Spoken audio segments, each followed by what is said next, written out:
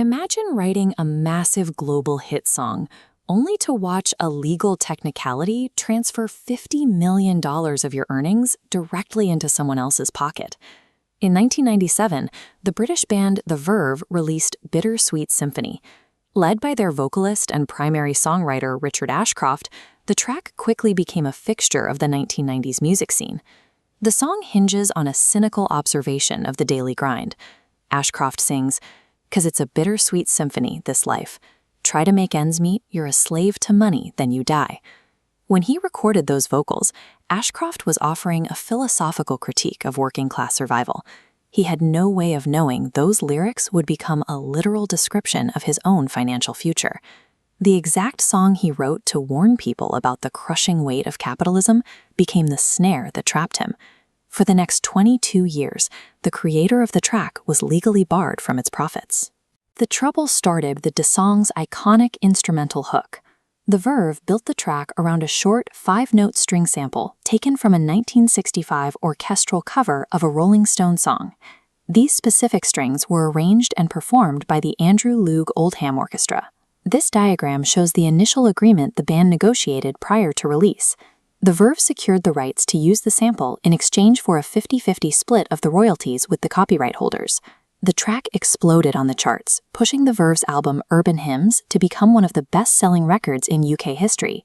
Millions of dollars poured in almost overnight. That sudden massive wealth turned a standard 50-50 licensing deal into a highly lucrative target for corporate copyright owners. The rights to the Rolling Stones' pre-1970 catalog were held by ABK Records, a company owned by former Stones manager Alan Klein. Seeing the explosive success of Bittersweet Symphony, Klein's legal team argued that the Verve had voided their original contract.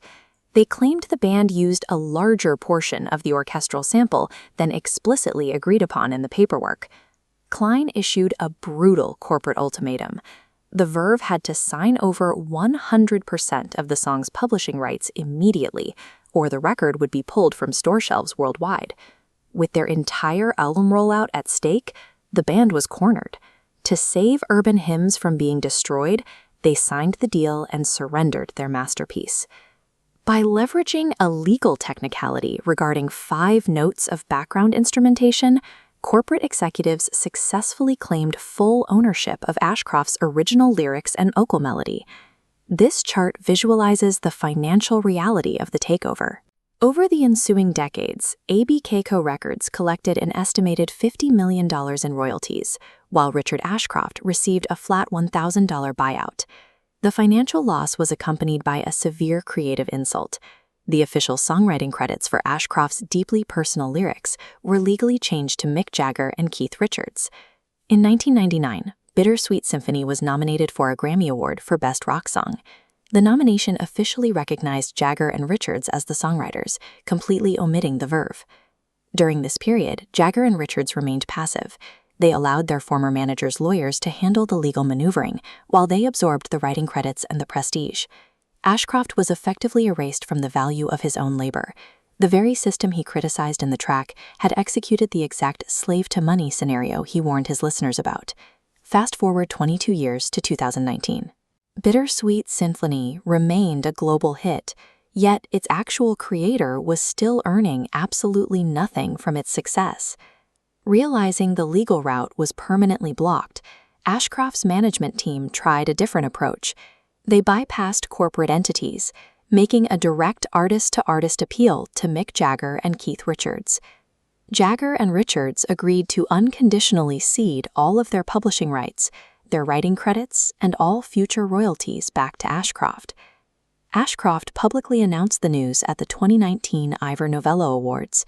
He took the stage to praise the Rolling Stones for a kind and magnanimous gesture. Artistic solidarity dismantled a corporate trap that had stood for over 20 years, providing a resolution that the legal system never could. The resolution mirrors the song's iconic music video, which features Ashcroft walking relentlessly down a London street, refusing to alter his path or yield to anyone in his way. Steady, resolute tone. He absorbed the hits and kept his forward momentum. That physical endurance on screen became the blueprint for handling the 22-year legal battle. After 2 decades of the track serving as a bitter reminder of corporate theft, the revenue and the creative recognition finally returned to the person who actually wrote the words. The legal systems of the music industry are designed to trap creators in fine print, but raw endurance and the undeniable truth of the art itself can eventually outlast the lawyers.